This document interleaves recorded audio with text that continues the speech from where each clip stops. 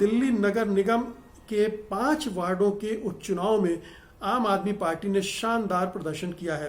5 में 4 वार्ड में उसने जीत हासिल की है, जबकि कांग्रेस को 1 वार्ड में जीत मिली है। दिल्ली के तीनों नगर निगमों में सत्ता में होने के बाद भी बीजेपी एक भी जगह नहीं जीत सकी है। आम आदमी पार्टी को ward number 32N, ward number 2E ये रोहिणी सी और तिलोकपुरी है, वार्ड नंबर 8E कल्याणपुरी और वार्ड नंबर 62N शालीमार बाग उत्तर में जीत मिली है। जबकि कांग्रेस वार्ड नंबर 41E यानी चौहान बांगर में बड़े मतों से जीती है। चौहान बांगर मुस्लिम बहुल इलाका है और यहाँ से कांग्रेस का जीतना इस बात का संकेत है कि दिल्ली में मुसलमान मतदाता एक बार फिर से कांग्रेस की ओर लौट रहे हैं, लौटना चाहते हैं। जीत के बाद आपकी विधायक आतिशी मारलेना ने कहा कि अब ये तय हो चुका है कि अगले साल होने वाले नगर निगम चुनाव में आपको ही जीत मिलेगी। ये चुनाव नतीजे ऐसे वक्त में आए हैं जब दिल्ली की सीमाओं पर किसानों का आंदोलन चल रहा है और आम आदमी पार्टी ने किसानों को पूरा समर्थन दिया हुआ है। केंद्रीय मंत्री प्रकाश जावड़ेकर ने जब दिल्ली में हुए इन उपचुनावों से उनसे पूछा गया तो वो बसते हुए दिखे। उन्होंने पत्रकारों से कहा कि वो गुजरात के स्थानीय निकायों के चुनाव के बारे में सवाल करें और जब सवाल पूछा गया तो उन्होंने कहा कि जो सीट जिसकी थी उसी के पास चली गई।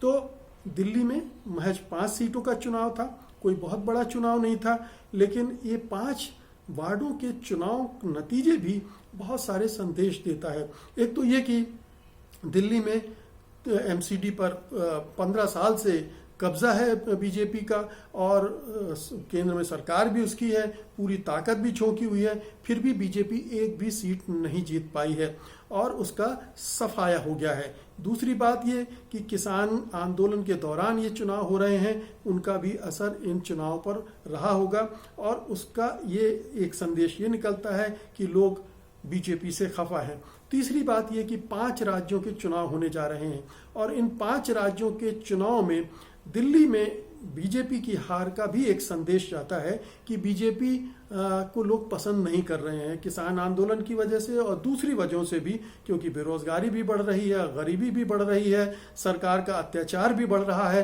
तो ये तमाम चीज़ें हैं जो कि बीजेपी के खिलाफ जा रहे हैं। बीजेपी ये दावा कर सकती है कि गुजरात में तो उसने सफाया किया हुआ है, बिल्कुल एक ऐसी जीत हासिल की है जो अभूतपूर्व है, कांग्रेस मटिया मेट कर दी गई है। लेकिन गुजरात को लोग अब अलग तरह से देखते हैं। गुजरात एक संघ की प्रयोगशाला है, वहाँ से प्रधानमंत्री भी आते हैं, वहाँ से गृह मंत्री भी आते हैं और खास तरह का वहाँ पर राजनीतिक और सांप्रदायिक ध्रुवीकरण पिछले 20 वर्षों में किया गया है। हिंदुओं की मानसिकता में ये डाल दिया गया है जिसमें अल्पसंख्यक विरोध या दूसरी पार्टियों का विरोध या मोदी के विरोधी जो हैं उनको नहीं जिताना है।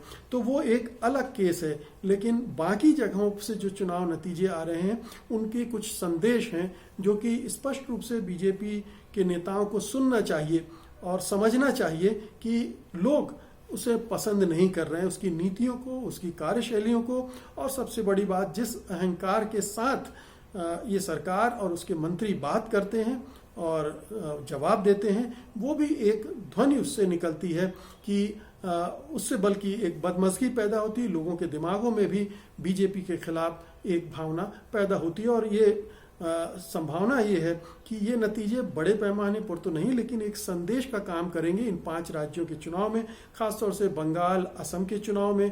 दक्षिण में बेशक इसकी उतनी गूंज सुनाई न दे, लेकिन चूंकि किसानों ने फैसला किया है कि वो बंगाल के चुनाव में एक एक विधानसभा सीट पर जाकर बीजेपी के खिलाफ वोट देने की मांग करेंगे मतदाताओं से, तो इसका एक असर पड़ने वाला है। ये बीजेपी को समझ में आएगी बात या नहीं आएगी ये अलग बात है, लेकिन ये कड़वी सच्चाई है। सत्य हिंदी का ऐप डाउनलोड करें गूगल प्ले स्टोर पर।